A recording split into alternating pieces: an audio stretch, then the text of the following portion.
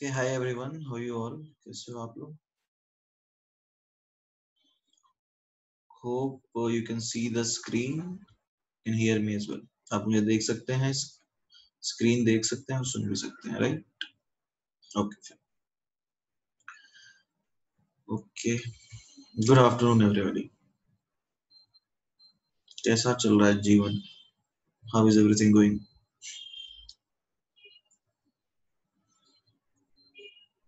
Okay, normal, fine. See, so let us come to the topic which was to be discussed. कुछ questions दिए थे ना, right? तो questions तो easy थे, मतलब मेरे हिसाब से क्वालिटेटिव एस्पेक्ट ऑफ इलेक्ट्रोलिसिस में दिए थे क्वेश्चन। हाँ, तो बताओ क्या था क्वेश्चन? आई थिंक 18 17 से था, बताओ। 18 में डाउट है? डाउट कहाँ से कहाँ था? 17 से समथिंग दिया था। जो डाउट है वो बता दो। 18 to 27। 17 भी कर सकते थे वैसे। 17 भी कर लो, आसानी है वो तो। 17 भी इंक्लूड कर लो उसमें। The electrolytic decomposition of dilute sulfuric acid with platinum electrode cathodic reaction is, cathode का रिएक्शन क्या होगा एवरीबॉडी? 17 का आंसर बताओ। ठीक है, मैंने 17 नहीं दिया तो अभी कर लो। 17 तो आसानी है ना। 17 का आंसर क्या होगा everybody? What will be answer of 17? It will be A, right? Okay. Concentration salts differ in electrolysis. Deepanshu क्या पूछना चाहते हो?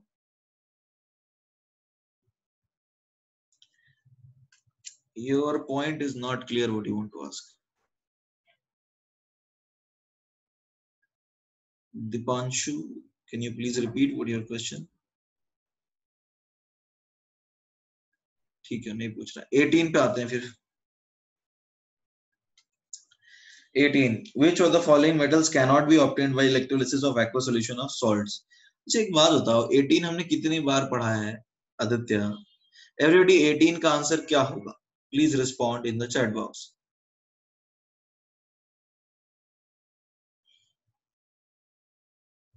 18 का आंसर Mg होगा। देखो हमने ये सीखा था एवरीबॉडी, ये बड़े प्यार से बार बार तुम्हें समझाया था कि भैया एस ब्लॉक जो एलिमेंट होते हैं उनका इलेक्ट्रोलिसिस, देखो सब लोग Mg बता रहे हैं, हम नहीं करते। और क्योंकि वो जब भी रिड्यूस होगा तो हमेशा हाइड्रोजन रिड्यूस हो जाएगा। एस ब्लॉक एलिमेंट का इलेक्ट्रोलिसिस नहीं करते क्योंकि, और उससे कभी मिलता नहीं है वो, क्योंकि हाइड्रोजन ही हमेशा रिड्यूस हो जाता है। इलेक्ट्रॉन बांटना जब चाहोगे तो मेटल थोड़ी लेगा इलेक्ट्रॉन, इलेक्ट्रोपॉजिटिव एलिमेंट थोड़ी लेता है इलेक्ट्रॉन। ये तो सबको आना चाहिए ना। Everybody, is that clear? Answer तो यही होगा। आगे बढ़ सकते हैं everybody. 19th, a highly concentrated solution of potassium sulfate। जैसे याद है हमने हाईली कॉन्सेंट्रेटेड सोल्यूशन लिया था H2SO4 का, वैसे ही हाईली कॉन्सेंट्रेटेड सोल्यूशन ले लिया K2SO4 का। ठीक है, तो इसका आंसर क्या होगा? हाईली कॉन्सेंट्रेटेड लिया है, हाईली कॉन्सेंट्रेटेड, तो K2SO4 देता है K प्लस और SO4 2-। तो हाईली कॉन्सेंट्रेटेड है तो एनोड पे अनायन भागेगा और कैथोड पे कटायन भागेगा, तो ये हो जाएगा H2A2- प्लस 2 इलेक्ट्रॉन। तो अब तो तुम्हें समझ में आ ही गया होगा कि ये मिल जाएगा हाईली कॉन्सेंट्रेटेड में H2A2-, है ना। Please put chat to host. क्या तुम लोग एक दूसरे को गाली देते रहते हो चैट में? अच्छा, एक ऐसा कोई कौन कौन काम करता है कि चैट बॉक्स जब ओपन रहता है तो कोई किसी को भी कुछ भी भेजता है? ऐसे कुछ लोग करते हैं क्या?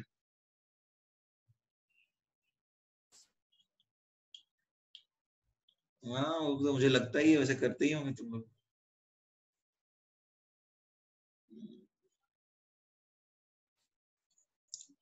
ऐसा ना किया करो बाल को, this is not acceptable. Fine, moving to the cathodic reaction. Cathode पे क्या बनेगा एवरीबॉडी? एवरीबॉडी, कैथोड पे क्या बनेगा? कैथोड पे H2 बनेगा, ये तो सबको समझ में आता ही है। K प्लस थोड़ी रिड्यूस होगा यहाँ पे, H प्लस मतलब H2O से बन जाएगा ये। ए और डी दोनों का मिक्सचर एक्चुअली हाईली कॉन्सेंट्रेटेड है, कोई लिमिट थोड़ी है। मैंने तो कॉन्सेंट्रेटेड लिखा था, हाईली कॉन्सेंट्रेटेड मतलब मिक्सचर बनता तो है, but highly concentrated single character में क्या ऑप्शन टिक मारोगे? हाईली कॉन्सेंट्रेटेड लिखा है। मतलब वो बनाना ही ऑब्जेक्टिव इसको है, हाईली कॉन्सेंट्रेटेड। ठीक है उमंग, माइनर प्रोडक्ट होगा, अब डिपेंड करेगा कॉन्सेंट्रेशन कैसा है। I hope it is clear. Highly concentrated लिखने का मतलब ही यही है, H2O8 बनाना है। लिखना है किसी को? Should I scroll down now? Should I scroll down? Okay, next बताओ। 26 में बी क्यों आया? 26 से पहले किसी को कोई डाउट है? एवरीबॉडी 26 के पहले किसी को कोई डाउट है? नहीं, ठीक है, तो 26 पे ही चलते हैं फिर। 26 क्वेश्चन है, what products are formed during electrolysis of concentrated aqueous solution of potassium chloride? देखो सर, सर 27, अरे भैया 26 तो करने दो अथर्व, 26 करेंगे फिर 27 में आएंगे।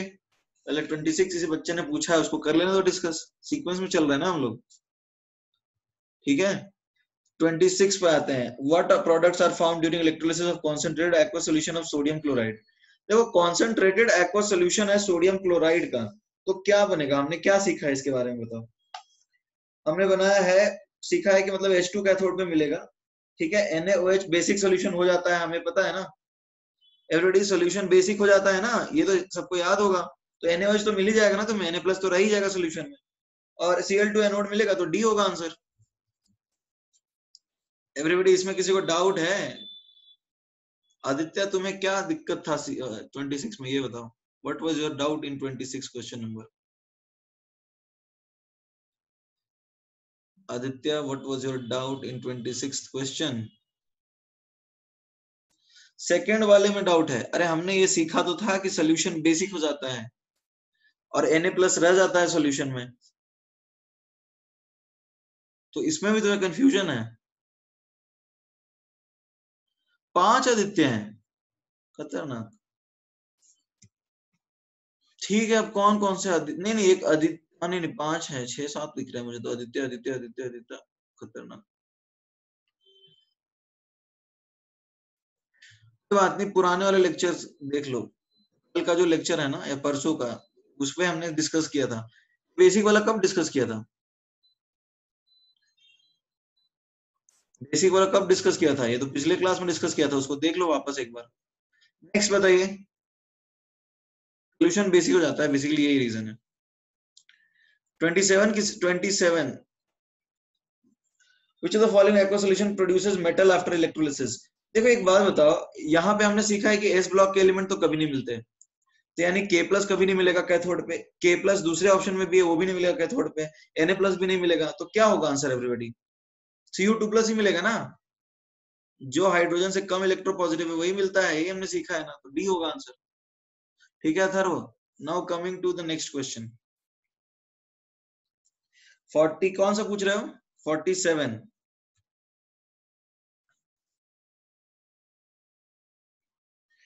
47, अच्छा इलेक्ट्रोप्लेटिंग क्या होता है? इलेक्ट्रोप्लेटिंग मतलब जैसे एक होता है ना, तुमने पढ़ा था ना, कैथोड जो है उसका एक थिक स्ट्रिप लेते हैं और एनोड लेते हैं। जैसे मान लो ये एनोड है और ये कैथोड है, तो ये पतला होने लगता है और ये मोटा होते जाता है, राइट? तो इलेक्ट्रोलिटिक रिफाइनिंग में पूरा का पूरा कैथोड खत्म हो जाता है, एनोड के पास चला जाता है। बट इलेक्ट्रोप्लेटिंग में क्या होता है, इसके ऊपर थोड़ा सा लेयर जम जाएगा दूसरे मेटल का। समझ में आ रहा है एवरीबॉडी? इलेक्ट्रोप्लेटिंग मतलब प्लेट, समझ रहे हो? प्लेट चढ़ाना मतलब क्या हुआ? इलेक्ट्रोप्लेटिंग का मतलब है लेयर थोड़ी सी चढ़ेगी दूसरे, सोने का पानी चढ़ाना, हाँ इस तरह का सुना होगा, सोने का एक लेयर बिठा देते हैं किसी गोल्डन जैसा दिखेगा उसके लिए, ठीक है, सिल्वर का भी लेयर लगा देते हैं, ठीक है ना, तो वो हो गया इलेक्ट्रोप्लेटिंग। तो दोनों में काम आ जाएगा ना। Everybody, is that clear? Electrolysis का यूज जो है वो दोनों में हो जाएगा, ये सबको समझ में आ रहा होगा। Next 47, when a solution of silver nitrate is electrolyzed using platinum anode and copper cathode। देखो ये हमने शायद किया था डिस्कस, नहीं इसमें एनोड कैथोड अलग किया है, Ag+NO3-। तो अब यहाँ पे क्या लिखा है? Platinum anode. देखो एनोड पे तो NO3- का कुछ नहीं हो सकता, क्योंकि ये ऑक्सीडाइज होता नहीं है, ये सबको समझ में आ गया होगा। अब अपने पास क्या हो सकता है एवरीबॉडी, बताओ अपने पास क्या हो सकता है यहाँ पे? वाटर का ही ऑक्सीडेशन हो सकता है ना एवरीबॉडी? हाँ या ना, कुछ तो बोलो, अपने पास और कोई ऑप्शन है? तो एनोड पे जो हमें प्रोडक्ट मिलेगा वो O2 ही मिलेगा, और कैथोड पे हमें सिल्वर प्लस मिल जाएगा। क्या लिखा है कैथोड, क्या लिया इसमें? And copper cathode. अच्छा एक बात बताओ, कॉपर कैथोड है तो कॉपर और सिल्वर में लेस इलेक्ट्रोपॉजिटिव कौन है? कॉपर थोड़ी हो यहाँ पे कैथोड पे ऑक्सीडाइज होगा, कॉपर ऑक्सीडाइज रिड्यूस होता है ना, तो CO2 माइनस तो बनता नहीं है ऐसा कुछ। तो आंसर क्या होगा एवरीबॉडी? एक सेकंड, नहीं नहीं ठीक है ठीक है ठीक है, सी होगा, समझ में आ रहा है? और कुछ तो क्वेश्चन दिया नहीं था ना, 49 हो गया होगा, सी होगा आंसर। 49 तो हो गया ना सबका? ओके फाइन, तो देखो अब हम लोग आगे बढ़ जाते हैं। हमने सीखा क्वालिटेटिव एस्पेक्ट ऑफ इलेक्ट्रोलिसिस, जिसको हम लोग बोलते हैं प्रोडक्ट ऑफ इलेक्ट्रोलिसिस भी, ठीक है, पहले दिया था कोई बात नहीं। हम लोग पढ़ने वाले हैं quantitative aspect of electrolysis. Revision of last class please. अरे लास्ट क्लास में जो हमने पढ़ा था उसका तो रिवीजन करवाया था ना मैंने।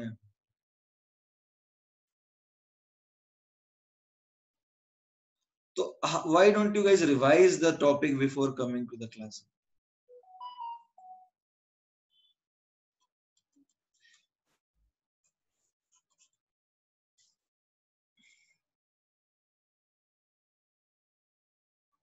राइट डाउन, श्लोक लिख लो। तो बेसिकली क्वालिटेटिव एस्पेक्ट में हमने क्या सीखा था कि एनोड और कैथोड के प्रोडक्ट कैसे पहचानते हैं, ये हमने सीखा था। एनोड पे ऑक्सीडेशन होता है, कैथोड पे रिडक्शन होता है, एसआरपी वगैरह कंपेयर कर लेते हैं और उससे पता करते हैं, जैसे मोस्ट स्पॉन्टेनियस ऑक्सीडेशन एनोड पे होगा और मोस्ट स्पॉन्टेनियस रिडक्शन कैथोड पे होगा। वाटर का एसआरपी जो होता है -1, मतलब एसओपी होता है ऑक्सीडेशन के लिए -1.23, और एसआरपी होता है -0.83। बाकी ओवर पोटेंशियल भी रहता है, इसको यदि दिया है तो कंसिडर करो, otherwise you can ignore it, right? यही सारी चीजें हैं। बाकी नर्स्ट इक्वेशन यूज करके प्रोडक्ट जो है पता कर सकते, एसओसीवीआई सीक्वेंस रहता है इक्विमोलर सॉल्यूशन के लिए एनोड पे। Fine, now let us come to the quantitative aspect of electrolysis. यहाँ पे क्या है, क्वांटिटेटिव एस्पेक्ट में हम लोग ये पता करते हैं कि what is the quantity of product which is found at a respective electrode. तो ये हम लोग पढ़ेंगे, there is a concept called Faraday's law of electrolysis.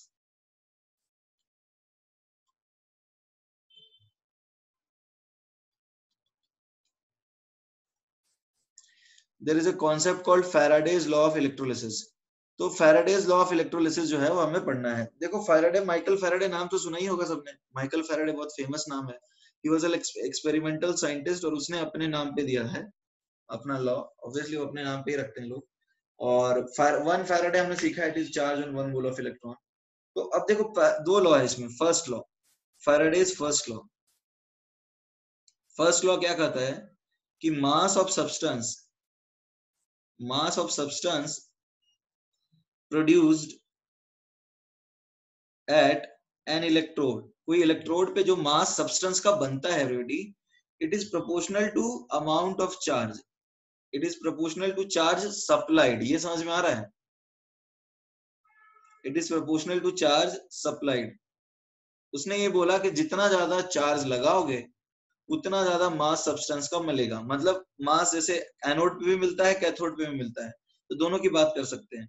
Mass of substance is directly proportional to the quantity of charge pass through it. तो ऐसा लिख सकते हैं वर्ड्स में, mass of substance obtained at a respective electrode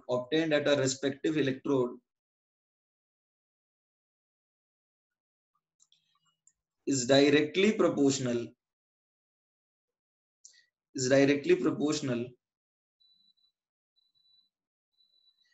to the quantity of charge passed through it.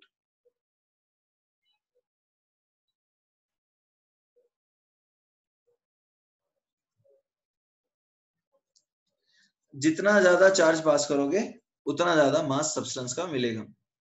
Please write it down.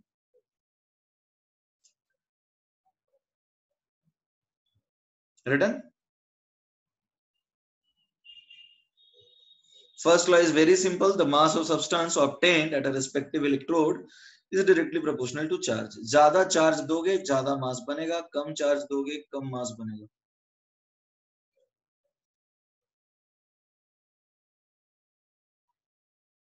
Everybody done or not?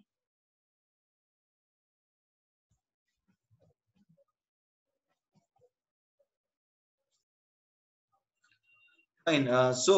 Let us move ahead now. तो अब देखो क्या है. रुको. देखो यहाँ पे W is proportional to Q लिखते हैं और कांस्टेंट ऑफ प्रोपोर्शनैलिटी होता है Z. Z क्या है यहाँ पे? It is the constant of proportionality. This is constant of proportionality known as electrochemical equivalence. Written surveys.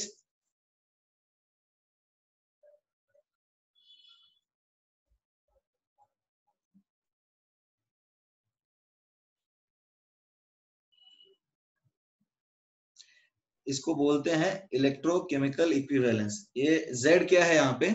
Z यहाँ पे कांस्टेंट ऑफ प्रोपोर्शनैलिटी है जिसको नाम देते हैं इलेक्ट्रोकेमिकल इक्विवेलेंस. ठीक है, राइट इट डाउन. ये तो लिख लिया होगा सबने. ओके. देखो मान लो तुमने लेट से चार्ज दिया 1 coulomb. When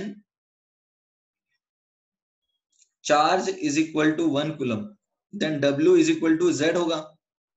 everybody, W is equal to Z gram होगा, राइट? तो हम Z को डिफाइन ऐसे करते हैं. It is defined as the mass of substance produced at an electrode या फिर at a respective electrode after passing 1 coulomb charge. At a respective electrode after passing 1 coulomb charge.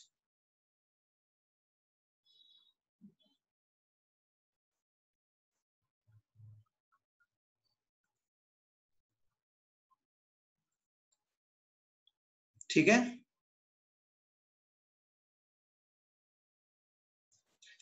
Sarves यार तुम बार बार थोड़ा आप क्यों कर रहे हो? You can write it later. Don't worry about that. और ऊपर करूं?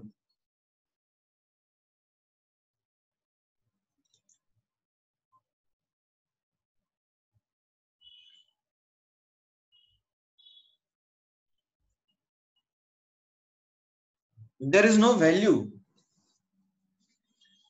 Like you think most of the constants have a value. इसका कोई वैल्यू होता ही नहीं है. ये मेटल के ऊपर डिपेंड करता है.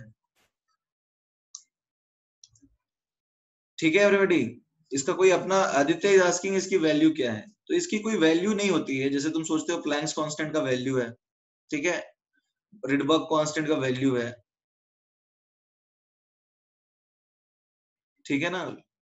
डायमेंशंस तुम खुद देखो. डायमेंशन क्या है Z का? बताओ. मास पर coulomb, right? Amount of substance produced upon charge. So it is mass upon coulomb. Dimension दिख रहा है? डायमेंशन एवरीबॉडी इसका क्या होगा बताओ? एवरीबॉडी यूनिट क्या होगा Z का? यूनिट होगा ग्राम पर कूलम. यूनिट इज ग्राम पर कूलम. तुम इसको ऐसा डिफाइन कर सकते हैं ना कि 1 कूलम पास करने पे जो मास किसी एक सब्सटेंस का बनता है उसको हम उस सब्सटेंस का इलेक्ट्रोकेमिकल इक्विवेलेंट बोलते हैं. और ये तो अलग अलग सब्सटेंस के लिए अलग होगा ना एवरीबॉडी. जैसे सोडियम के लिए अलग होगा, पोटेशियम के लिए अलग होगा, अलग एलिमेंट के लिए Z अलग अलग होगा. So it is not a constant. Is that clear, everybody? It depends on identity. It depends on the nature of material we are talking about. Everybody, is it clear or not? Please write in the chat box. हाँ है ना, कुछ तो बोलो. So it depends on the nature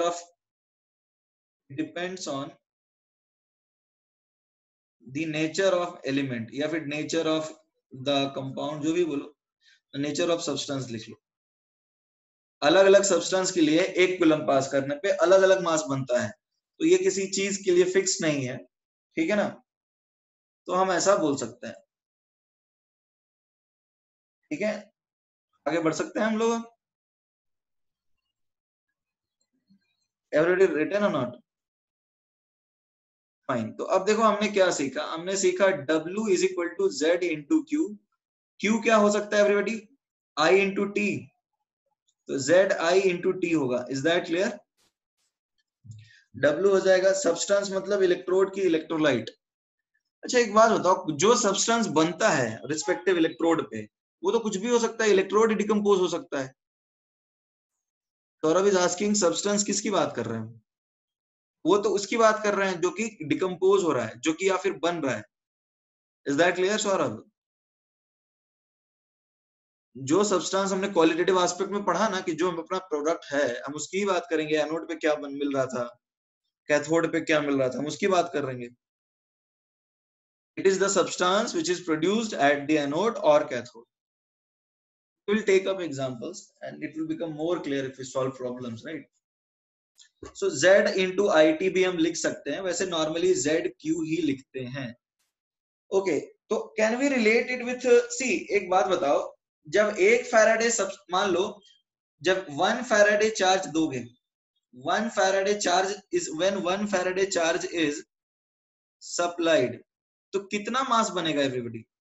मान लो कोई एक element है जो कि M प्लस प्लस M, एक सेकंड ऐसा लिखते हैं, n इलेक्ट्रॉन ले रहा है और M बना रहा है. Let's say this reaction is taking place at cathode. तो एक फैराडे से कितना ग्राम बनेगा एवरीबॉडी? एक फैराडे से कितना बनेगा? It will be equivalent mass E. ये समझ में आ रहा है? एक फैराडे से E ग्राम बनेगा. और n फैराडे से इस रिएक्शन के हिसाब से n फैराडे चार्ज से तुम्हें क्या मिलेगा? मोलर मास मिलेगा M. ये तो क्लियर होगा. E होगा इक्विवेलेंट मास और M होगा क्या? Molar mass. ये तुम्हें समझ में आया है नहीं आया? Everybody is that clear? ये तो n फैक्टर के ऊपर डिपेंड करता है ना. जैसे एल्यूमिनियम तुम्हें 1 मोल बनाना है तो तुम्हें 3 फैराडे चार्ज देना पड़ेगा. Al3++3 gives Al. उसी तरह से यदि तुम्हें एल्यूमिनियम को ऑक्सीडाइज कराना है तो तुम्हें 3 फैराडे चार्ज देना पड़ेगा. तो यहाँ पे n फैक्टर पे डिपेंड करता है. Is that clear? तो तुम्हें सपोज तुमने 1 मोल एल्यूमिनियम मतलब एक फैराडे चार्ज दिया, तो कितना मोल एल्यूमिनियम बनेगा? 1/3. तो 1/3 मोल उसका इक्विवेलेंट मास हो जाएगा. So I hope it makes sense and it is clear that when 1 Faraday charge is supplied, then E gram is produced. That is equivalent mass. And when n Faraday मतलब n factor जो उसका है उतना supply करोगे तो molar mass बनेगा. इसमें किसी को दिक्कत है बताओ, otherwise we'll move ahead. Is that clear? N is n factor, nothing else. अब एक बात बताओ, एक कूलम पास किया तो तुमको Z ग्राम मिला, ठीक है. और 96500 कूलम पास किया तो तुम्हें E ग्राम मिला. तो हम ऐसा बोल सकते हैं क्या कि 96500 into Z is equal to E? ये बोल सकते हैं एवरीबॉडी? ये बोल सकते हैं क्या? 96500 into Z is equal to E. So Z actually में क्या होता है? E अपॉन फैराडे होता है. Z is E by F. Z is E by F. That is why this is E. क्या है? E यहाँ पे केमिकल इक्विवेलेंट है, Z है इलेक्ट्रोकेमिकल इक्विवेलेंट. यहाँ पे क्या है? E को बोलते हैं chemical equivalent. Everybody, E is chemical equivalent and Z is electrochemical equivalent.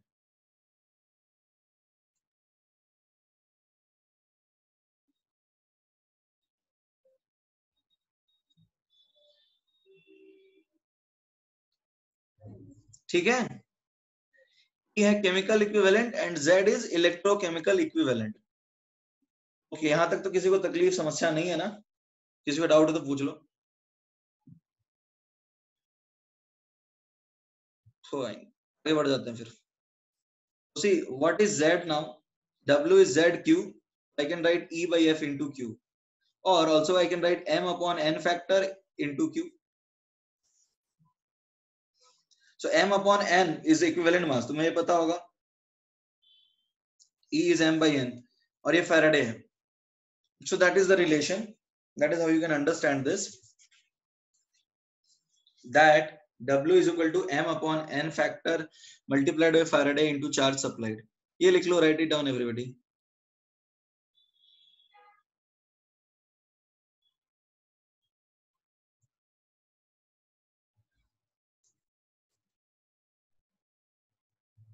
Everybody written not? आगे बढ़ जाए, लिख लिया सबने?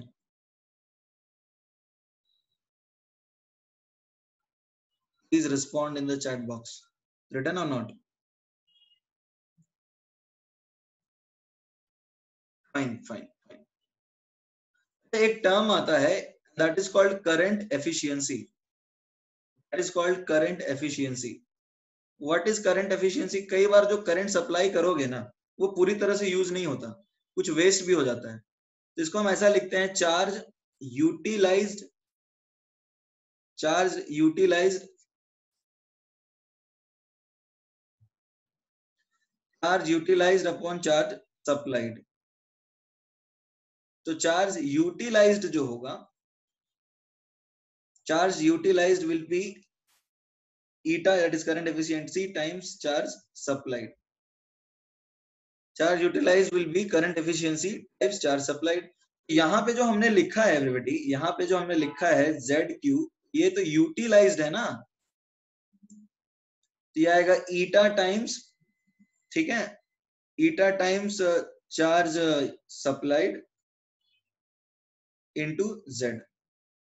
तो बस यही है, इससे ज्यादा इसमें कुछ नहीं है। तो अब देखो, फर्स्ट लॉ के ऊपर बहुत खतरनाक क्वेश्चन ऐसा कुछ नहीं बनता है, इजी टॉपिक है, ठीक है, ये तो इजी टॉपिक है। Aditya Gorane is asking waste कैसे होता है। Everybody, how is energy going to be wasted?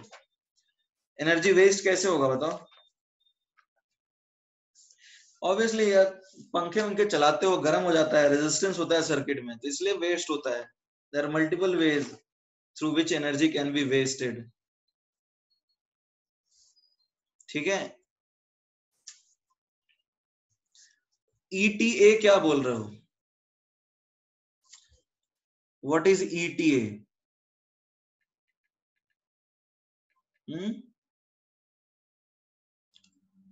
Rigveda, what you want? ETA क्या बोलना चाह रहे हो? अरे एवरी, यहाँ पे एस्टिमेटेड टाइम ऑफ अराइवल, वाह खतरनाक। सी, यहाँ पे जो Q लिखा है एवरीबॉडी, Q यहाँ पे लिखा है, ये हीट है या चार्ज है?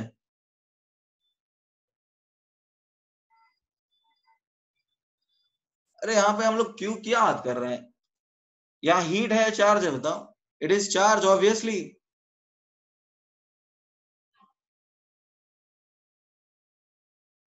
यहाँ पे करंट एफिशिएंसी की बात कर रहे हैं, तो ऑब्वियसली हम चार्ज की बात कर रहे हैं, शुरू से चार्ज ही चल रहा है ना। अरे कुछ नहीं होता है, यहाँ पे ETA का कोई रिलेवेंस नहीं है, ठीक है। हम अभी फैराडेज फर्स्ट लॉ पढ़ रहे हैं, इसमें बस इतना ही कॉन्सेप्ट है कि amount of mass produced at respective electrode is directly proportional to, there is, हाँ, करंट एफिशिएंसी भी मटेरियल पे डिपेंड करता है। Rigved, you are actually wasting time, you are talking about topics which have no significance over here.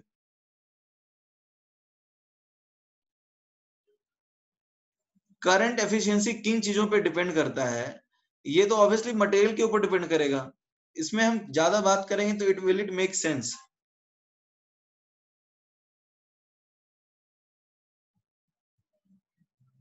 Obviously you cannot figure out everything, it depends on multiple factors and I cannot list all of them, right? We are studying Faraday's law, और इसमें हमें ये पढ़ना है कि mass of substance produced at electrode is proportional to charge supply. यदि charge पूरी तरह से यूज नहीं हो पाता है तो जो यूज होगा हम वही लिखेंगे, नथिंग एल्स। इतना ही है फैराडेज लॉ में, इससे ज्यादा और कुछ नहीं है, इससे ज्यादा हमको पढ़ना ही नहीं है। ठीक है, fine. So now let us take up a question. इसके ऊपर छोटे छोटे क्वेश्चंस कर सकते हो, बहुत सारे तुम्हें मिल जाएंगे। Like I will give you one. Okay, देखो अभी क्वेश्चन है कि do you have an Awasthi? An Awasthi का क्वेश्चन 6 ट्राई करो, 12 ट्राई करो, लेवल 1 12, क्योंकि लिखने में मेरा टाइम बच जाएगा। It is an easy question, you can try it. Level 1 का 12 ट्राई कीजिए।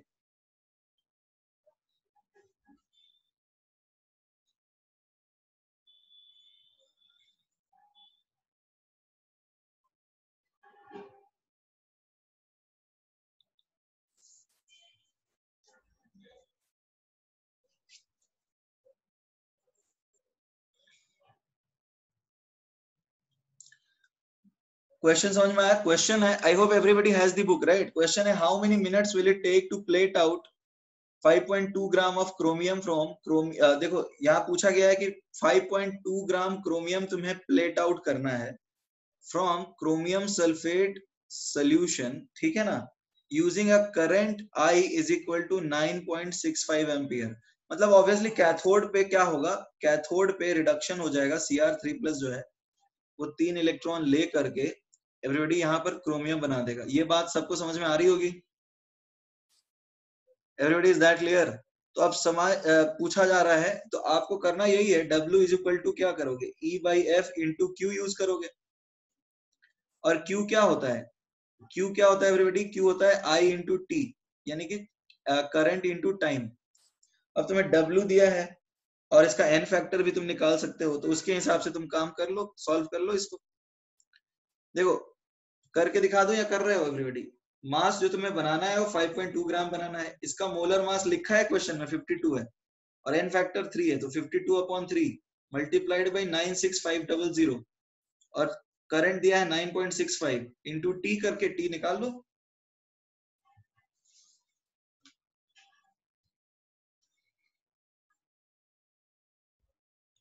अब तो सॉल्व करके बता ही सकते हो।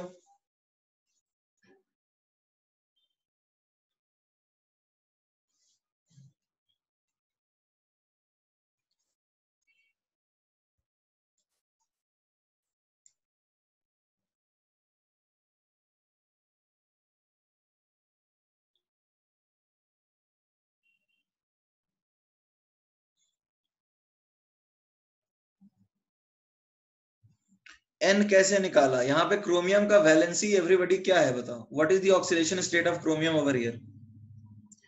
Everybody what is the oxidation state of chromium? तो वो +3 से 0 में जा रहा है, तो एन क्या आया एवरीबॉडी? क्रोमियम निकालोगे रिड्यूस करके तो एन तो 3 ही आएगा ना।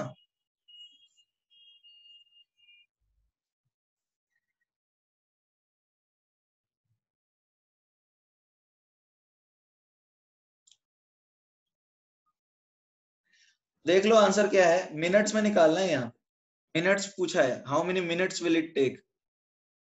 हाँ ये तो नोटबुक में लिखोगे ही ना, तुम क्वेश्चन सॉल्व कर रहे हो तो टी सेकंड में आएगा, उसको मिनट में कन्वर्ट कर लेना 60 से डिवाइड करके।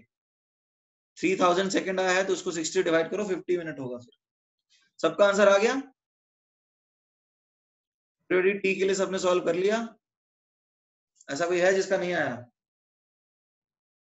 ओके, क्वेश्चन नंबर, एक काम करो 15 और 16 भी ट्राई करो, 15 और 16 भी, 15 ट्राई करो और 16 ट्राई करो अभी। 15 भी इजी है, ऐसा कुछ नहीं है। अच्छा, 1 ग्राम मेटल मतलब क्या होता है एवरीबॉडी? 1 ग्राम मेटल मतलब क्या होता है?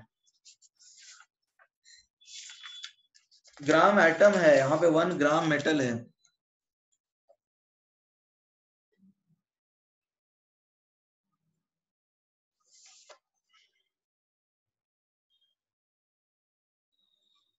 One mole.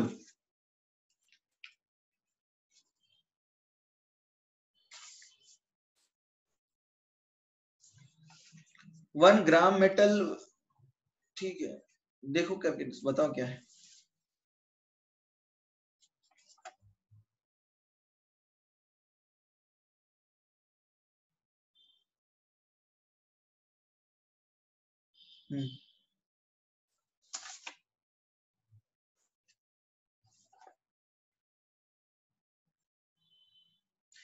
बट यहाँ पर मुझे एक एक मिनट थोड़ा सॉल्व करो इसको, देखो क्या आता है।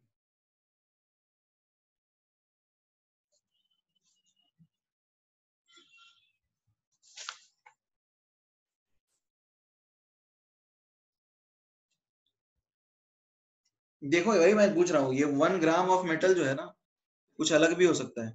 एक सेकंड रुक जाओ, सॉल्व करके बताऊं या फिर तुम लोग करोगे ट्राई?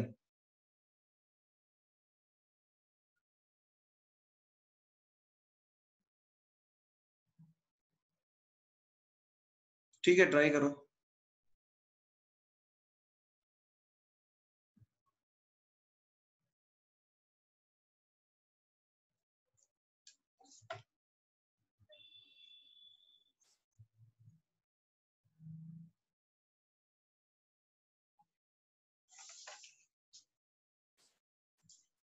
ओके एवरीबॉडी, यहाँ देखो, यहाँ पे तुम्हारे पास कितने मोल्स इलेक्ट्रॉन के हैं? 1.81 इंटू 10 की पावर 3 इलेक्ट्रॉन के मोल निकाल रहा हूँ। 6.02 इंटू 10 की पावर 23, तो एवरीबॉडी ये 0.3 मोल है, राइट? 0.3 मोल से 1 ग्राम मेटल मिल रहा है। ये एक्चुअली इक्विवेलेंट मास नहीं दिया है, 1 ग्राम एटम होता है वहां, ऐसा कन्वेंशन होता है, 1 ग्राम एटम होता है कन्वेंशन। सो 0.3 मोल से 1 ग्राम बन रहा है मेटल, ठीक है? तो 1 मोल से कितना बनेगा?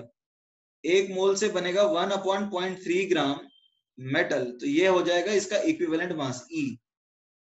Everybody is that clear? ये आया 10/3 यानी 3.33 ग्राम, ये आया equivalent mass,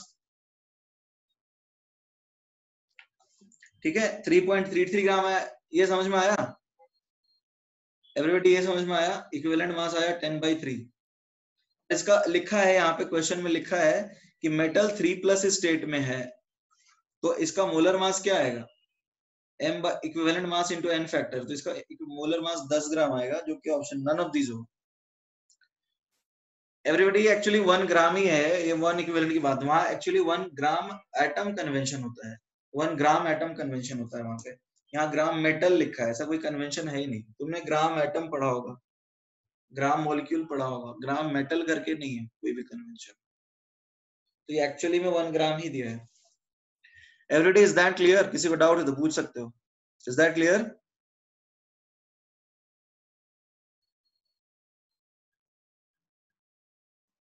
okay, you can write it down.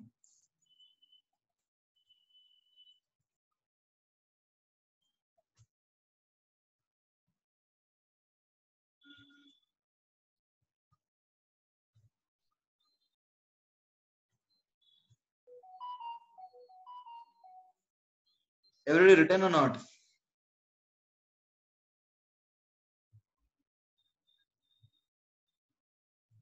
Sixteen भी करना, हाँ 16 भी करना है। नेक्स्ट क्वेश्चन 16 ट्राई कीजिए, जिनका हो गया वो 16 ट्राई कीजिए, 16 ट्राई कीजिए जिनका हो गया है।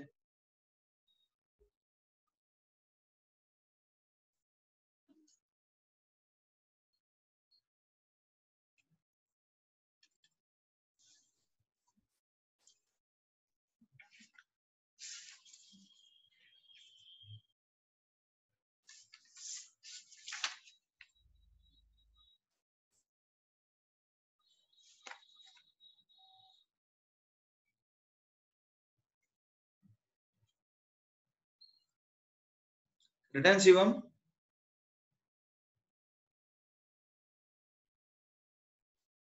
Shivam return not. 16 आ गया आंसर। देखो तुम्हें Mn3O4 को कन्वर्ट करना है MnO4 2 माइनस में। So 3x minus 8 is 0, 3x is 8,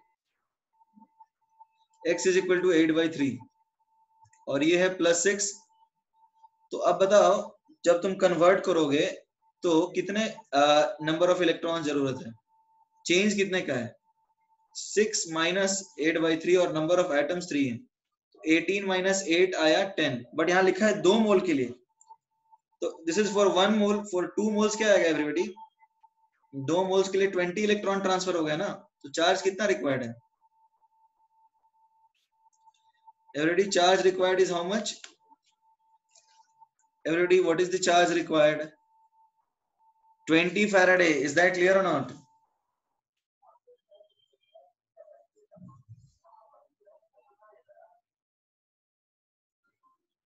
I hope it is clear.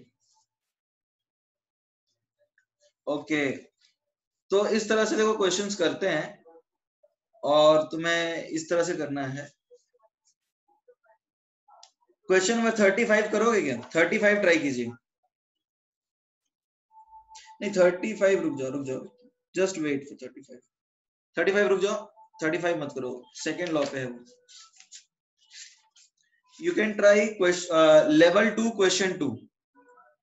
हाँ 2 मोल्स के लिए 1 मोल, सी फॉर 1 मोल 10 है तो फॉर 2 मोल्स 20 होगा, 1 मोल के लिए 10 है तो 2 मोल्स के लिए 20 होगा।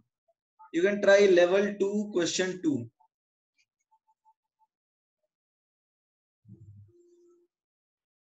Everybody level 2 question 2।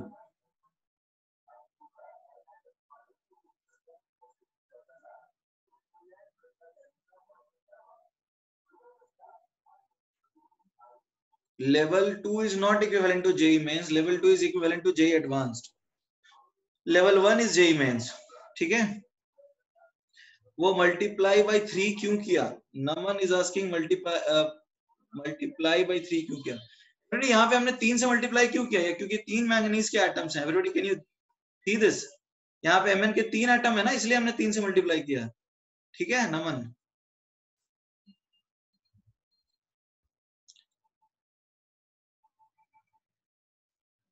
Atom balancing किया है बस, और कुछ नहीं।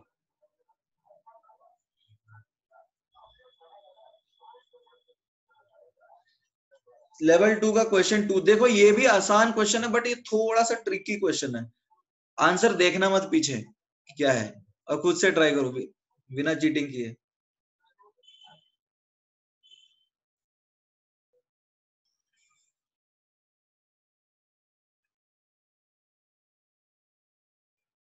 क्या आया Saurabh, what is your answer? C, check करो सी आंसर है। हाँ ठीक है, सी तो सही है। ठीक है, बाकी लोग ही बताओ कैसे किया सॉल्व।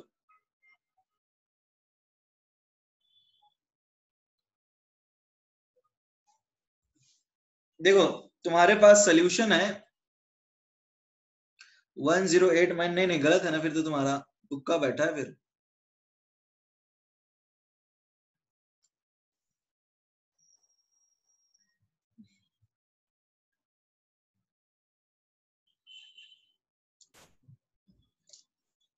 तुम्हारा आंसर एग्जैक्टली थोड़ी आया है जो तुम बता रहे हो, तुम्हारा 96.4 एग्जैक्टली आया है सौरभ आंसर, 108 माइनस 10.8 थोड़ी 96.4 होगा।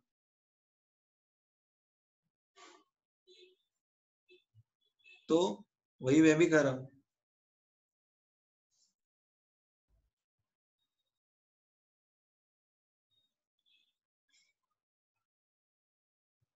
अच्छा मान लो ऑप्शन डी 97.2 है, तो तुम क्या मार्क करोगे इसमें?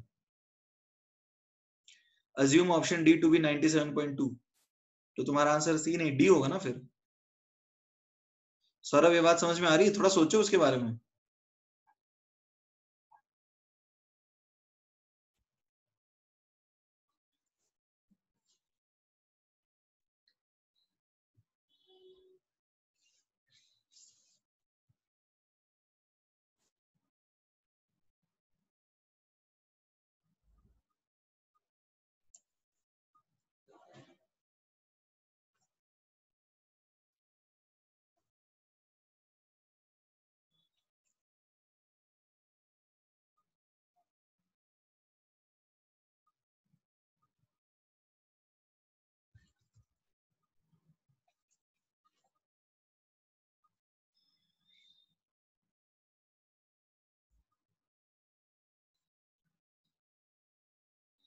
आ गया आंसर, आया 96.4 एग्जैक्टली। अरे एक्चुअली में जरा सोचो होगा क्या, मान लो तुम्हारे पास सिल्वर नाइट्रेट का सोल्यूशन है, सिल्वर नाइट्रेट का सोल्यूशन है, तो हम लोग जानते हैं कि मास ऑफ सोल्यूशन कांस्टेंट कब रहता है? मास ऑफ सोल्यूशन कांस्टेंट तब रहता है जब इलेक्ट्रोड एक पतला हो जाए एक मोटा हो जाए, यानी इलेक्ट्रोड ही पतला मोटा होते रहे।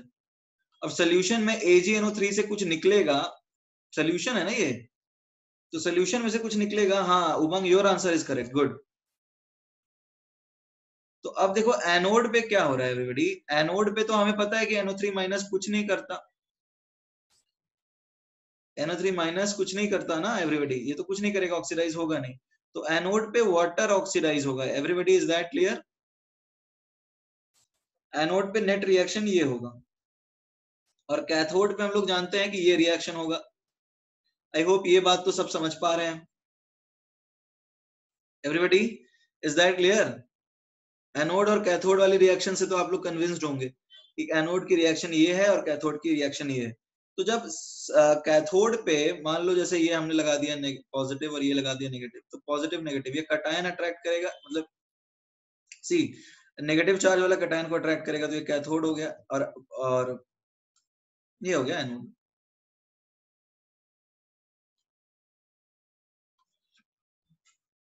Is that clear? तो अब जैसे सोचो कैथोड पे जब सिल्वर बना, तो मास कैथोड पे जो निकल रहा है वो है क्या, E/F इंटू क्यू। सिल्वर का होता है इक्विवेलेंट मास 108, ठीक है, और फैराडे, एक सेकंड, 0.5 फैराडे, तो 0.5 फैराडे तुमने लगाया यहाँ पे, तो 10.8 ग्राम तो कैथोड पे निकलेगा। एनोड पे कितना निकलेगा एवरीबॉडी? एनोड नहीं देखोगे एवरीबॉडी, एनोड पे कितना मास निकलेगा?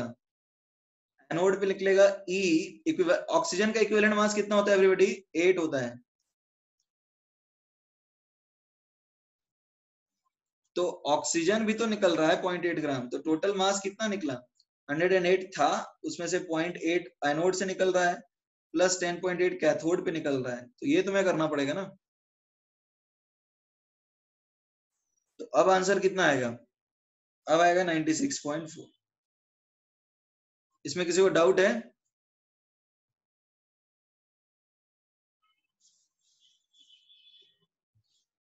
अरे एनोड और कैथोड दोनों पे रिएक्शंस हो रहे हैं ना, तो एनोड पे भी कुछ बन रहा है, कैथोड पे भी कुछ बन रहा है। हमने क्वालिटेटिव में सीखा तो था कि दोनों जगह पे रिएक्शन होता है।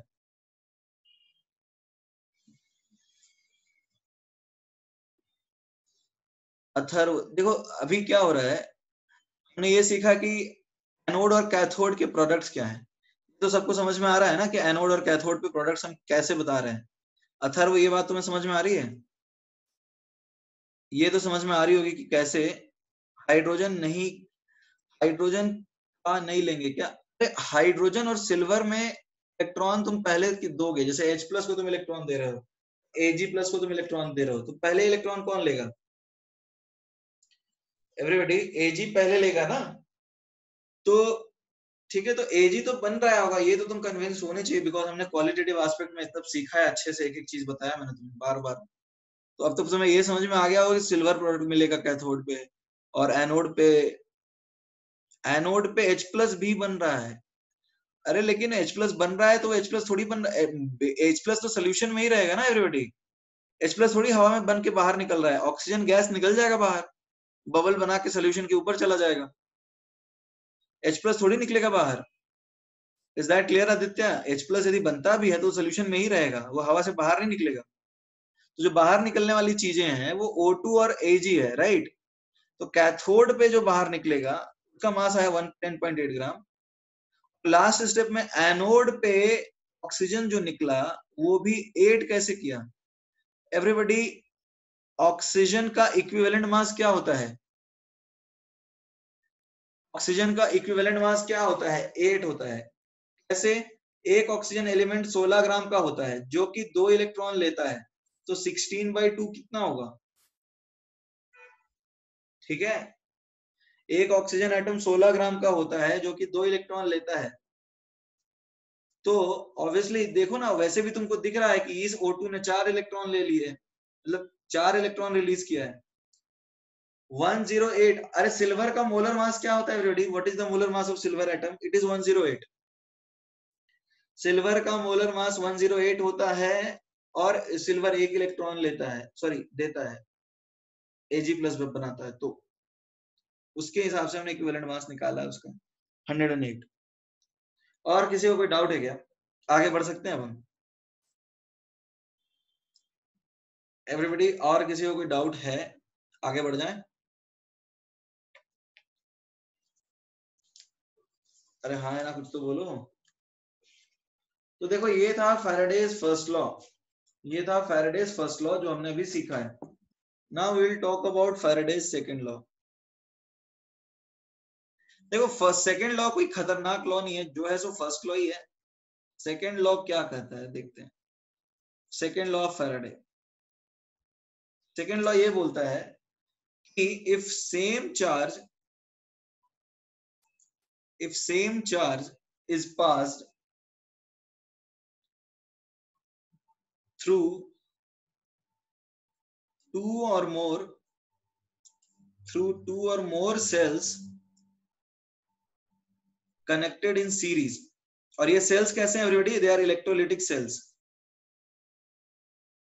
connected in series, then same number of equivalents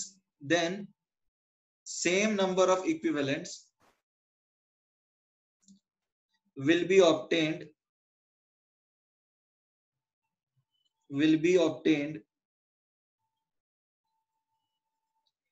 at the electrodes of the cells। मतलब समझ में आया? ठीक है, धीरे धीरे समझेंगे हम इसका मतलब क्या है।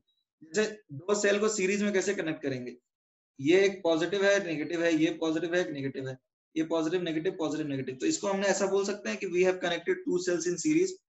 ऐसा बोल सकते हैं ना कि दो सेल को हमने सीरीज में कनेक्ट किया, ठीक है, ये दो सेल को हमने सीरीज में कनेक्ट कर दिया। उसी तरह से दो इलेक्ट्रोलाइटिक सेल्स को भी कैसे सीरीज में कनेक्ट कर सकते हैं एवरीबॉडी? बड़ा आसान है, ये पॉजिटिव, ठीक है ना, वैसे ही जैसे यहाँ है ये नेगेटिव, नेगेटिव को फिर से हमको किसके साथ कनेक्ट करना है? नेगेटिव को हमें फिर से कनेक्ट करना है पॉजिटिव के साथ, और इसको हमें कनेक्ट करना है फिर से नेगेटिव के साथ। इस तरह से हम जो है सर्किट को कंप्लीट, अब देखो ये सर्किट कंप्लीट रहता है एवरीबॉडी, ये समझ में आ रहा है ना, क्योंकि यहाँ पे हमेशा इलेक्ट्रोलाइट तो रहता है, तो ये सर्किट हमेशा कंप्लीट है। और यहाँ पे सॉरी, यहाँ पे एक ये दे देते हैं, एक सेकेंड, यहाँ पे एक पॉजिटिव लगा दो, यहाँ नेगेटिव लगा दो, यहाँ पे एक बैटरी है इस तरह का, फिर से बनाओ क्या या चल जाएगा ये? रुक जाओ एक मिनट, जस्ट एक सेकंड रुक जाओ सर्वेश। ये प्राइमरी बैटरी हमने कनेक्ट कर दी, ये पॉजिटिव या नेगेटिव, इस तरह से, ठीक है everybody? Can you see this now? Is the diagram clear? Okay, so देखो जैसे ये मेन बैटरी है, ये पॉजिटिव ये नेगेटिव, फिर नेगेटिव पॉजिटिव के साथ कनेक्टेड है और ये नेगेटिव है। सर्वेश इज आस्किंग, ये स्टेटमेंट लिखना है क्या? लिख लो अब। So this is how we have connected two cells in series. Is that clear? Let us name it 1 and this let us name it 2. Fine. So हमने दो सेल को सीरीज में कनेक्ट किया, इसमें किसी को डाउट तो नहीं है? How are we going to connect the two cells? Is that clear? Okay. देखो क्या है, मान लो हम एनोड की बात करते हैं, एनोड 1 वाले के लिए और एनोड 2 वाले के लिए, ठीक है एवरीबॉडी? एनोड सेल 1 में, एनोड सेल 2 में। अब जरा देखो यहाँ पे जो मास एनोड पे बनेगा वो क्या है? अरे यार लिखो, फिर राइट इट डाउन।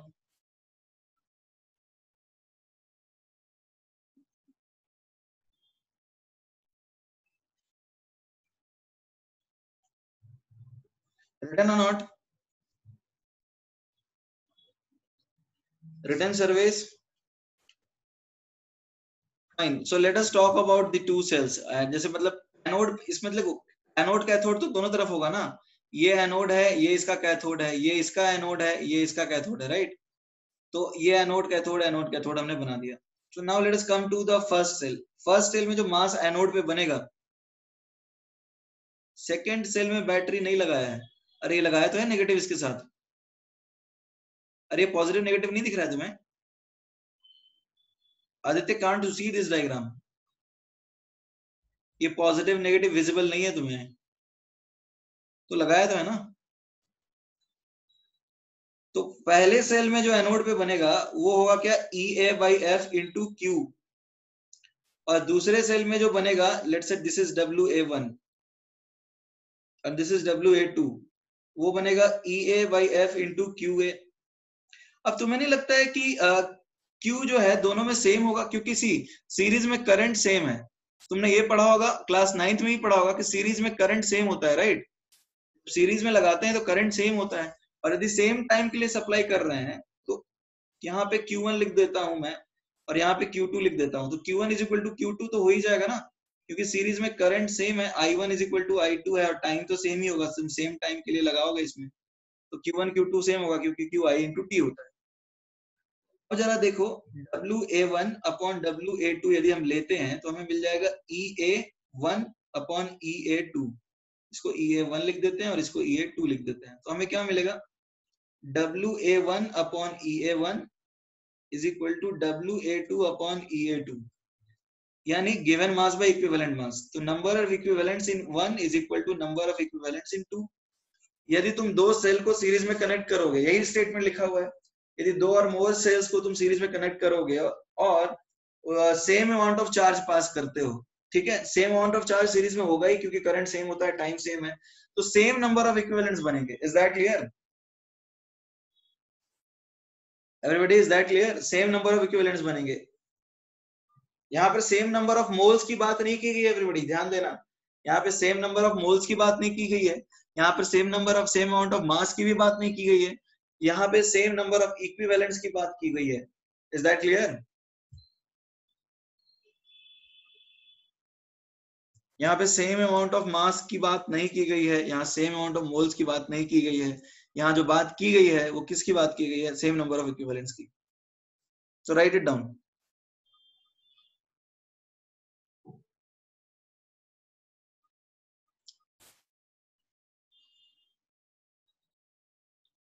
देखो इसमें किसी को डाउट तो नहीं होना चाहिए, किसी को डाउट है तो बता दो, I hope it is clear. Same amount of charge pass करो तो एनोड और कैथोड, मतलब एनोड कैथोड नहीं, दोनों इक्वल इलेक्ट्रोड पे सेम मिलेगा। कैथोड के लिए भी सेम काम कर सकते हो तुम। 2 मिनट चाहिए वेदांत, किसके लिए, लिखने के लिए? स्क्रीनशॉट तो तुम्हें मिल जाता है ना PDF।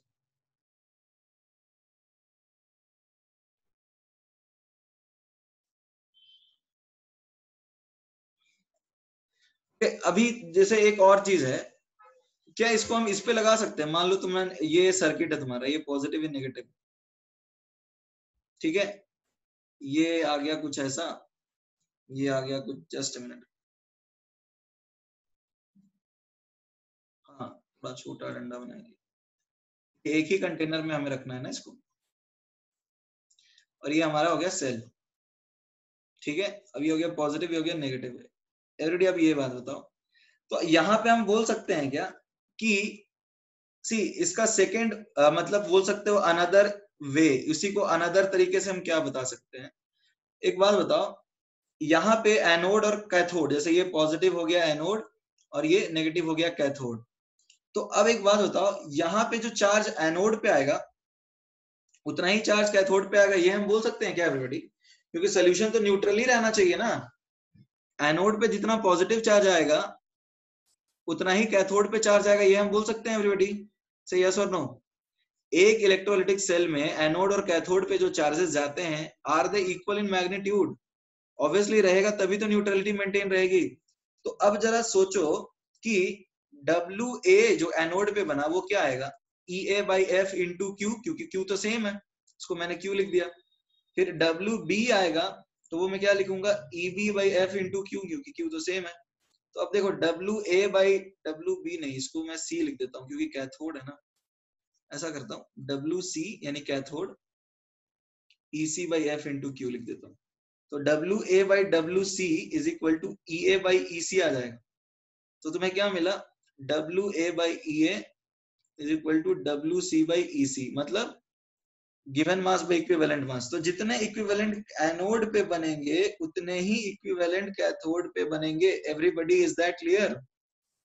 ये भी हम बोल सकते हैं कि एनोड पे जितने इक्विवेलेंट बनेंगे उतने ही कैथोड पे बनेंगे। ये बात समझ में आ रहा है? यहाँ एक और चीज है, जितने इक्विवेलेंट कैथोड पे बनते हैं उतने ही इक्विवेलेंट एनोड पे बनते हैं। ये भी एक तरह से मॉडिफिकेशन है, फैराडे ने ये लॉ नहीं दिया था। हाँ, मेंटेन करने के लिए न्यूट्रल है, करेक्ट अभिलाषा। फैराडे ने ये लॉ नहीं दिया था, बट इसको हम इस तरह से मॉडिफाई करके बता सकते हैं। फैराडे का वही लॉ था कि सीरीज में कनेक्ट करोगे तो सेम इक्विवेलेंट बनेगा, but this same thing can be applied for anode as well as cathode. उनके लिए भी ये लगा सकते हैं हम।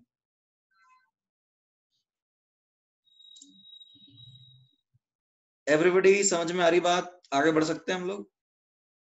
किसी को दिक्कत हो तो बताओ।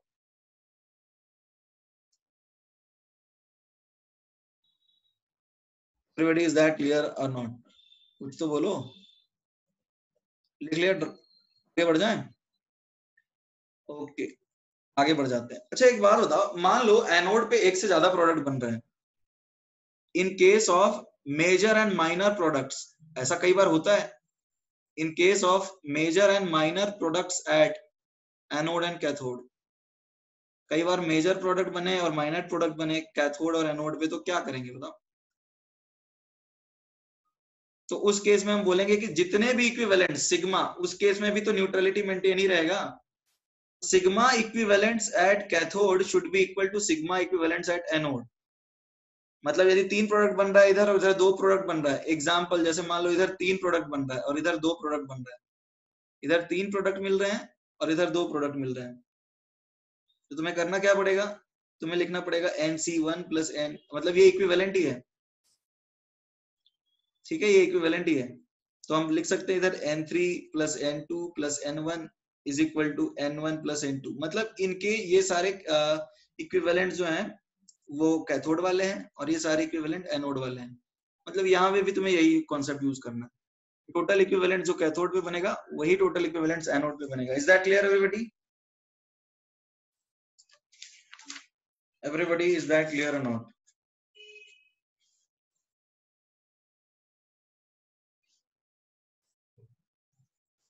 अरे हाँ है ना, कुछ बोलो। जनरली तो एक ही बनता है, बट यदि क्वेश्चन में लिखा है कि मेजर और माइनर प्रोडक्ट बन रहा है तो तुम्हें ये यूज करना होगा। बिकॉज ऐसा केस तो हो ही सकता है ना कि दोनों के एसआरपी बराबर हो जाए। जैसे एक दोनों का 0.83 हो गया तो दोनों बनेंगे। केसेस पॉसिबल है ऐसा, थ्योरेटिकली तुमसे सवाल पूछ ही सकते हैं।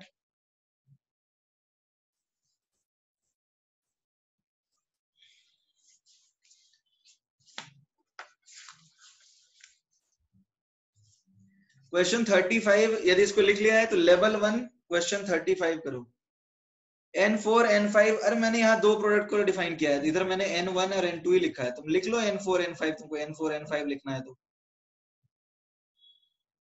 मैंने N1 N2 इस तरह से अपने हिसाब से लिख दिया कि मतलब N1 पहला कैथोड पे 3 प्रोडक्ट के हिसाब से लिखा है। तुम N4 N5 लिखना चाहते हो तो वो लिख दो, कोई दिक्कत नहीं।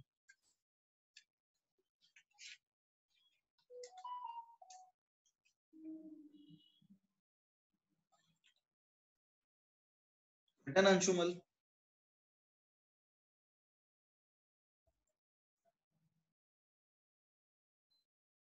लेवल 1 क्वेश्चन 35 ट्राई कीजिए तो। लेवल 1 क्वेश्चन 35 अवस्थी का ही है। लेवल 1 क्वेश्चन 35 ट्राई करो।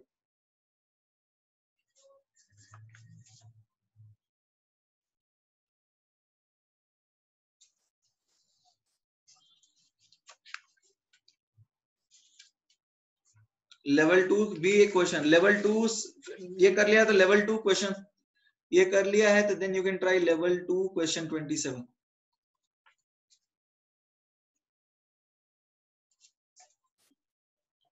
लेवल 2 क्वेश्चन 27 ट्राई करो।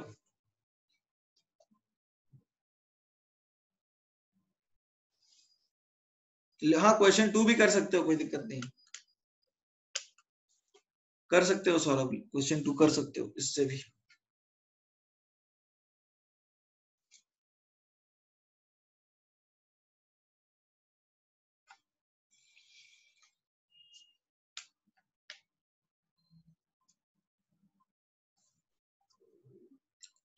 एवरीबॉडी लेवल 1 का क्वेश्चन 35 हो गया सबका? कितने लोगों का नहीं हुआ है लेवल 1 क्वेश्चन 35? कितने लोगों का लेवल 1 35 नहीं हो पाया अभी तक?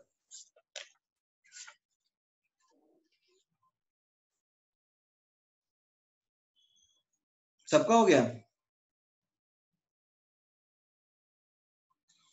देखो लेवल 1 सबका हो गया, please respond in the chat box. How many of you completed level 1 question 35?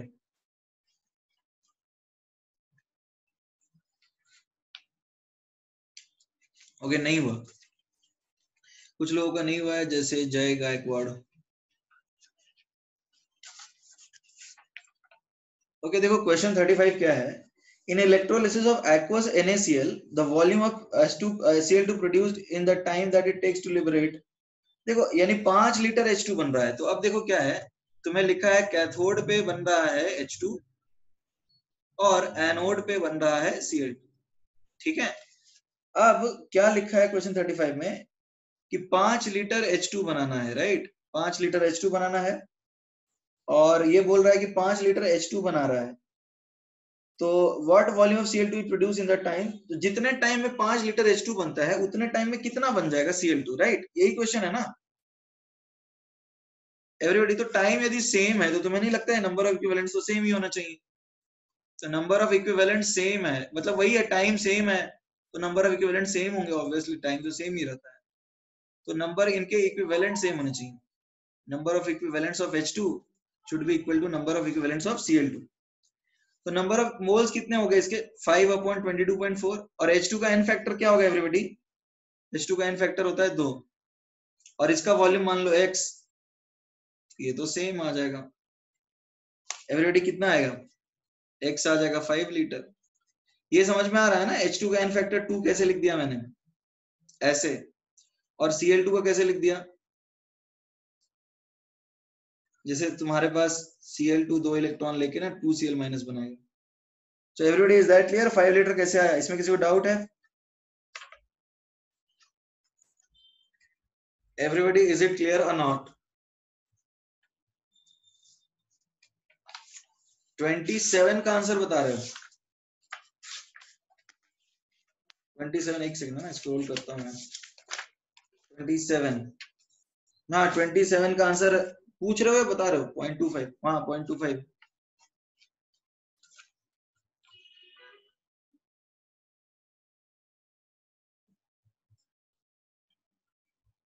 ठीक है, 0.25 इज सही, करेक्ट है।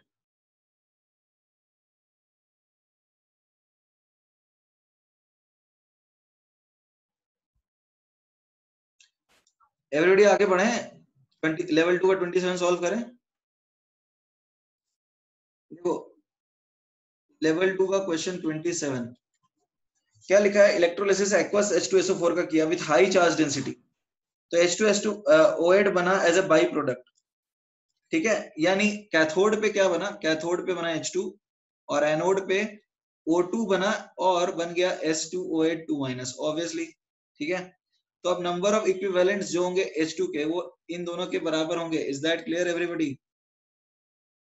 Everybody is that clear? तो अब number of moles of H2 कितना है? 22.4। ठीक है, तो n फैक्टर 2 इंटू 22.4 अपॉन 22.4 इसके मोल हो गए। O2 के मोल लिखा है?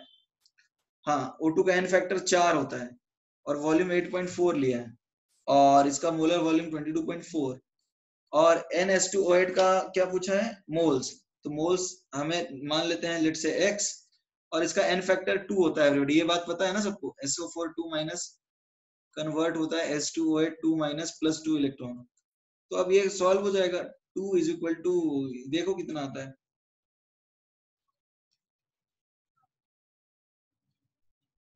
तो ये सॉल्व कर लो, ये आ जाएगा 1 इज इक्वल टू, ये आ जाएगा 16.8।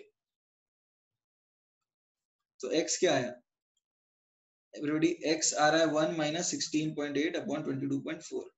तो ये 1 माइनस 0.75 0.25। ठीक है, इसमें किसी को डाउट है?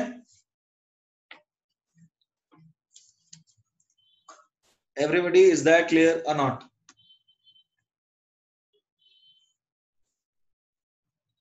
I hope it is clear कि how have we come to that conclusion.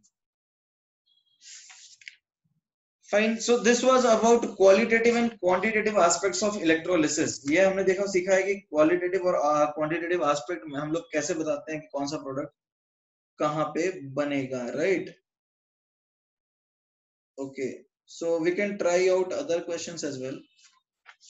वैसे तो अब तो तुम कर सकते हो कहाँ तक? You can try questions up to from 1 to 45. Fine. So 8 होगा O2 के साथ, क्या 8 होगा? 8 दिया है क्या? 8.4 लीटर दिया है. कथन, what do you want to ask? N factor O2 के साथ 8 होगा.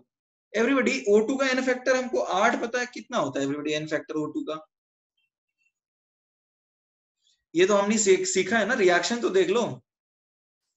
देखो रिएक्शन क्या होता है O2 का, H2O, ठीक है, 4H plus O2 plus 4 electron.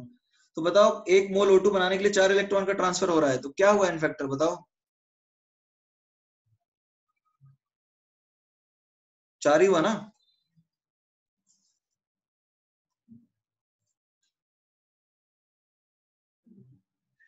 आगे बढ़ सकते हैं, किसी को और इसमें कुछ डाउट है? तो देखो इलेक्ट्रोलिसिस रिलेटिवली क्वालिटेटिव एस्पेक्ट्स ज्यादा डिफिकल्ट है, क्वांटिटेटिव बहुत इजी है. ठीक है, क्वालिटेटिव एस्पेक्ट ज्यादा डिफिकल्ट है उसमें क्योंकि बहुत कुछ देखना पड़ता है. क्वालिटेटिव तो सॉरी क्वांटिटेटिव तो आसान है, क्वालिटेटिव में थोड़ा सा देखना होता है. ये इलेक्ट्रोलिसिस था, ज्यादा कुछ नहीं है इसमें. रिवीजन यदि तुम्हें करना है तो फर्स्ट लॉ यही बताता है. फर्स्ट लॉ क्या बताता है एवरीबॉडी हमें? फर्स्ट लॉ ये बताता है कि W is equal to E by F into Q. ठीक है, और यहाँ पे Q यूटिलाइज्ड होता है. यहाँ पे Q यूटिलाइज्ड को तुम क्या लिख सकते हो एवरीबॉडी? Q यूटिलाइज्ड को लिख सकते हो एफिशिएंसी इंटू Q सप्लाइड. ठीक है, बाकी और कुछ नहीं है. Z is E by F. Second law क्या बताता है? सेकेंड लॉ बताता है कि नंबर ऑफ इक्विवेलेंट्स जो है सीरीज में कनेक्ट करने पे सेम आते हैं, या फिर हम ऐसा बोल सकते हैं कि नंबर ऑफ इक्विवेलेंट्स कैथोड और एनोड के हमेशा सेम आते हैं. यही है Faraday's second law and first law. This is quantitative aspect of electrolysis. Can we move ahead now everybody? Theory के लिए क्या रेफर करें? देखो थ्योरी के लिए मैं कुछ रिकमेंड नहीं करता हूँ. थ्योरी के लिए कोई बुक पढ़ने की जरूरत नहीं है. तुम क्वेश्चंस ज्यादा जगह से कर सकते हो, बट थ्योरी के लिए कुछ रिकमेंड नहीं करता हूँ मैं. आप क्वेश्चन सॉल्व कीजिए, उसके लिए आप कोई लिमिटेशन नहीं है, बट थ्योरी के लिए कोई बुक पढ़ने के लिए रिकमेंड नहीं करता. ठीक है, अच्छा देखो अब इलेक्ट्रोलिसिस के बाद हमारा नेक्स्ट टॉपिक काफी है. मतलब क्या है, देखो नेक्स्ट टॉपिक जो है हमारा कि मतलब अब थोड़े से टॉपिक बच्चे जैसे कि चार्ज पैरामीटर्स होते हैं, जैसे कंडक्टिविटी होता है, स्पेसिफिक कंडक्टेंस है, तो वो हमें पढ़ना है. अभी टॉपिक्स क्या क्या बाकी है वो पूछ रहे हो ना?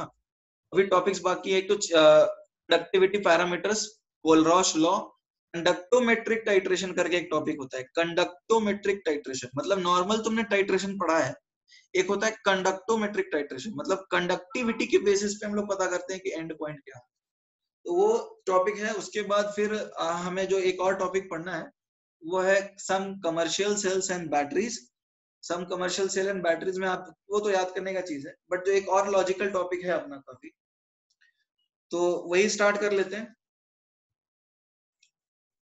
Various properties of charge carriers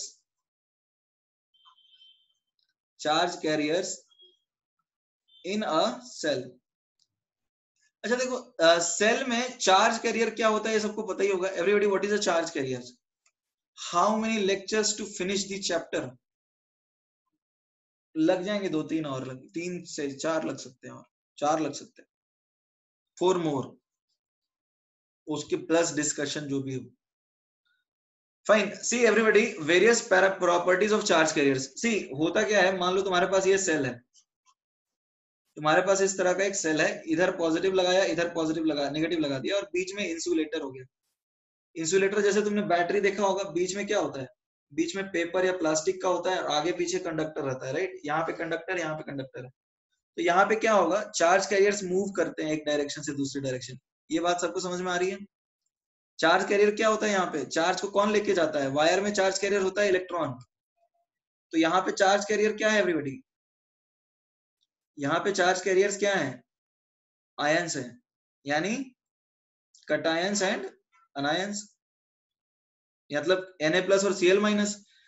जैसे तुम यहाँ पे इसमें NaCl डालोगे तो Na+ किधर भागेगा? इधर भागेगा, और Cl- किधर भागेगा? इधर भागेगा।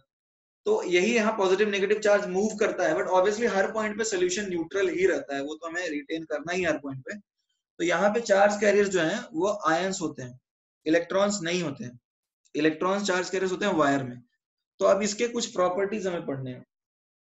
तो ये डायग्राम देखो, सबसे पहला है कि यहाँ पे जो रेजिस्टेंस होगा, यहाँ पर भी तो रेजिस्टेंस होता है, resistance is directly proportional to L। मतलब ये लेंथ यदि ज्यादा है एवरीबॉडी, तो तुम्हें नहीं लगता है चार्ज कैरियर्स को ज्यादा मूव करना पड़ेगा? तो ज्यादा डिस्टेंस मूव करेंगे तो एक तरह से ज्यादा कोलिजन्स होगा अलग अलग आयंस के फॉर्म, अलग अलग आयंस के साथ। तो ज्यादा डिस्टेंस मूव करोगे तो ज्यादा दिक्कतें आएंगी, उससे रेजिस्टेंस बढ़ता है। Is that clear everybody? ये लेंथ है और ये एरिया ऑफ क्रॉस सेक्शन को हम डिफाइन करेंगे लेंथ इनटू ब्रेथ। ठीक है, यदि ये ब्रेथ है तो एरिया ऑफ क्रॉस सेक्शन को हम डिफाइन करेंगे लेंथ इनटू ब्रेथ। तो देखो क्या है, रेजिस्टेंस डायरेक्टली प्रोपोर्शनल है length of cell in which ions need to move. जितना डिस्टेंस ज्यादा ट्रेवल करना पड़ेगा एनोड और कैथोड के या पॉजिटिव और नेगेटिव चार्ज के बीच में, जितना ज्यादा डिस्टेंस है उतना ज्यादा रेजिस्टेंस होता है। और एक बात बताओ, एरिया ऑफ क्रॉस सेक्शन जो होगा, एरिया ऑफ क्रॉस सेक्शन उसके इनवर्सली प्रोपोर्शनल होगा। ये समझ में आ रहा है? क्योंकि ज्यादा एरिया ऑफ क्रॉस सेक्शन से ज्यादा नंबर ऑफ आयंस मूव कर सकते हैं। ये समझ में आ रहा है या नहीं आ रहा? एरिया ऑफ क्रॉस सेक्शन के इनवर्सली प्रोपोर्शनल होगा, क्योंकि ये वही चीज है जो तुमने फिजिक्स में ही पढ़ा है। R is equal to, physics में यही होता है, यहाँ पे भी वही है, R is proportional to L/A। यहाँ पे L/A को बोलते हैं सेल कांस्टेंट। L/A को बोलते हैं cell constant because it depends on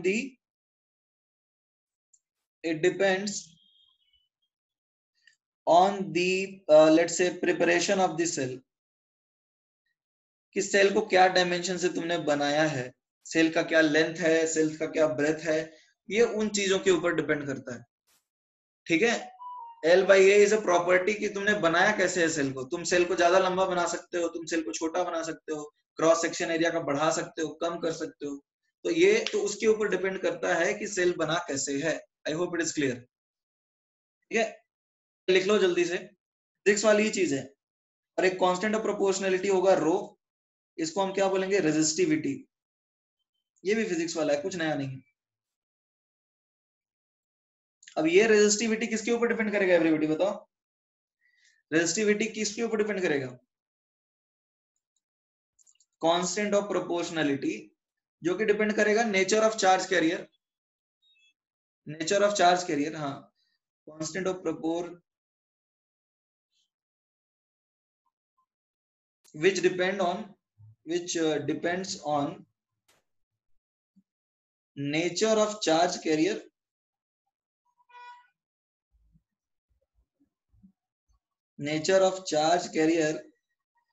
and solvent. देखो सॉल्वेंट तो नॉर्मली पानी ही रहता है, उसमें कोई चॉइस रहता नहीं है, तो चार्ज कैरियर ही बताते हैं। ठीक है, टेम्परेचर नॉर्मली कांस्टेंट रखते हैं वेदांत, टेम्परेचर भी है एक फैक्टर, बट नॉर्मली हम टेम्परेचर को एज्यूम करते हैं कि कांस्टेंट ही है। टेम्परेचर है एक फैक्टर, ठीक है। अच्छा ये तो बताओ, what is the unit? Resistance का यूनिट होता है ओम। ठीक है, आर का यूनिट सबको पता है ओम होता है। तो बताओ what is unit of rho, resistivity? Ohm metre. ठीक है, फाइन फाइन फाइन। ठीक है, अब बताओ तुमने कंडक्टेंस पढ़ा है? फिजिक्स में कंडक्टेंस पढ़ा होगा, जी, इसको लिखते हैं कंडक्टेंस। फिजिक्स में क्या सी लिखते हो या जी लिखते हो? सिग्मा लिखते हो, ठीक है, कोई बात। इसका यूनिट क्या होगा बताओ एवरीबॉडी? इसका यूनिट क्या होगा? What will be unit of conductance? It is siemens. Everybody, it is siemens. Conductivity का यूनिट होता है सीमेंस, ठीक है। अब बताओ रेजिस्टिविटी का यूनिट क्या होगा?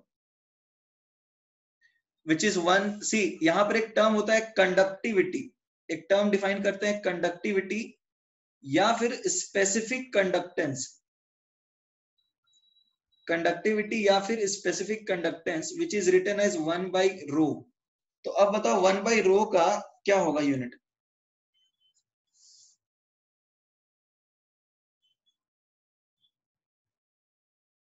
एवरीबॉडी, 1/ρ इज कंडक्टिविटी और specific conductance, it is written as kappa, it is written as kappa. अब इसका यूनिट क्या होगा बताओ, निकालो। इसका यूनिट क्या आया?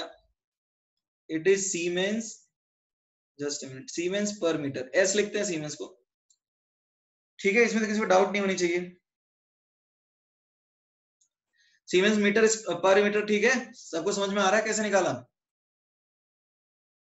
अरे हाँ है ना, कुछ तो बोलो।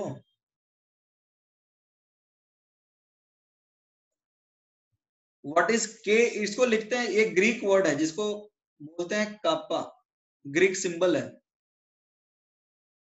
ग्रीक सिंबल है which is called in Greek, it is called kappa, it is not Kattappa, it is kappa. के को थोड़ा सा ज्यादा खींचो।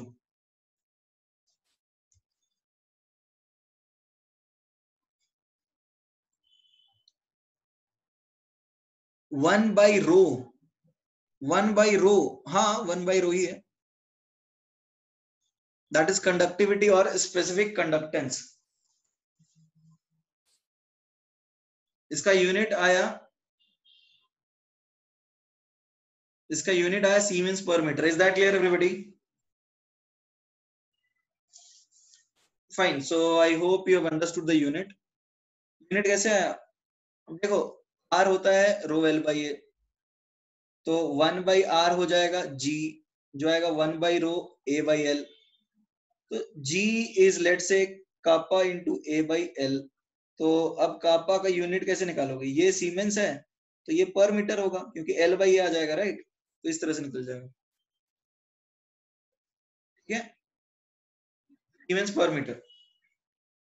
आगे बढ़ जाए अब, रिटर्न और नॉट,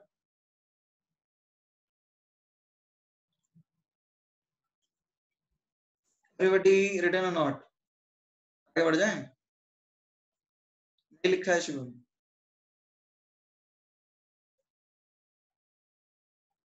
ओके। तो देखो ये हो गया। अब see, this is called specific conductance, ये है स्पेसिफिक कंडक्टेंस, या फिर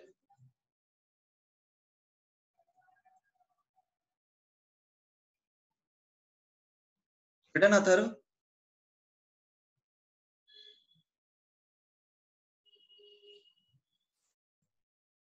fine, kappa is called specific conductance और कंडक्टिविटी, इसको हम बोलते हैं स्पेसिफिक कंडक्टेंस या फिर कंडक्टिविटी। ये किसके ऊपर डिपेंड करता है?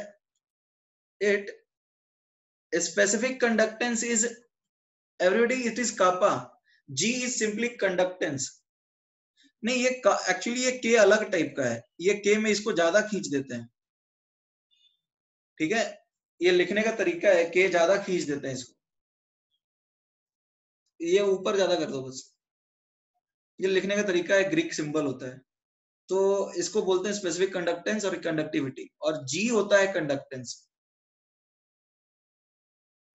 जी होता है कंडक्टेंस, इसका यूनिट होता है सीमेंस और इसका यूनिट होता है सीमेन पर मीटर, जो हमने निकाला ऊपर।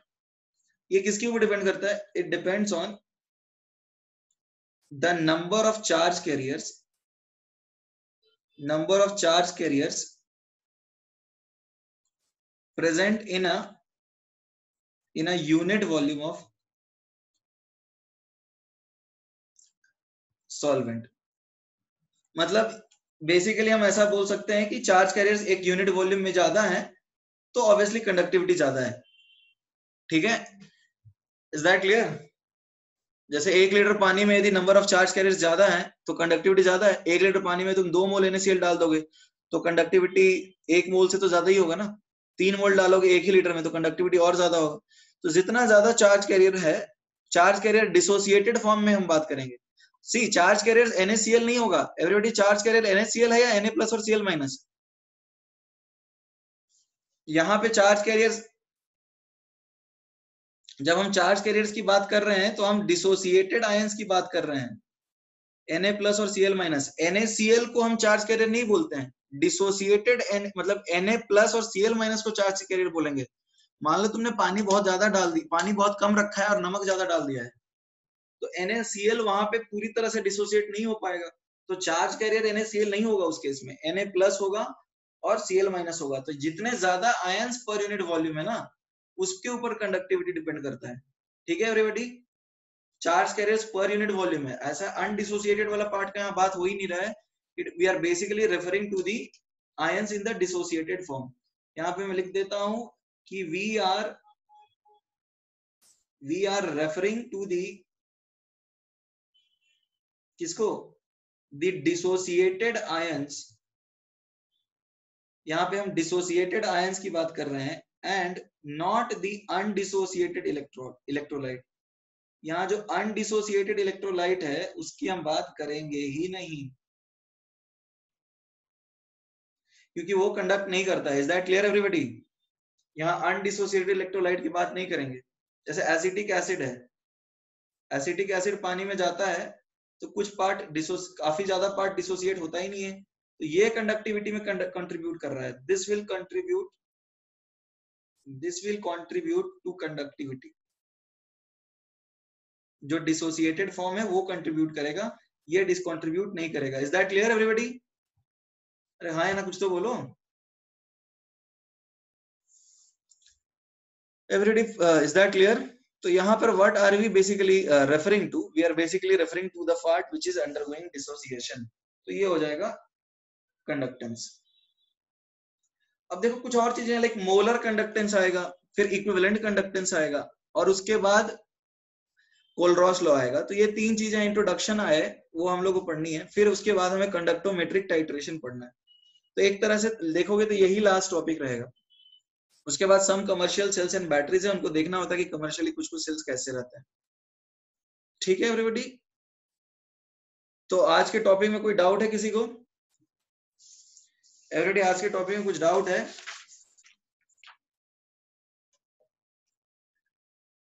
एवरीबॉडी आज के टॉपिक में कुछ डाउट है?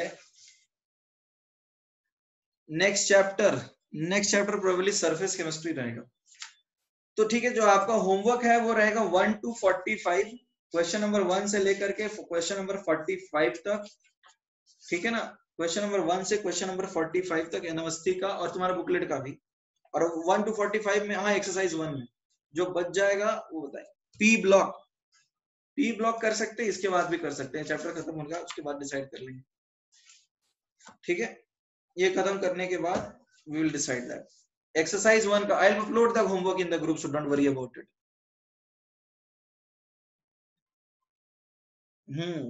तो और आज की क्लास में किसी को कोई डाउट है?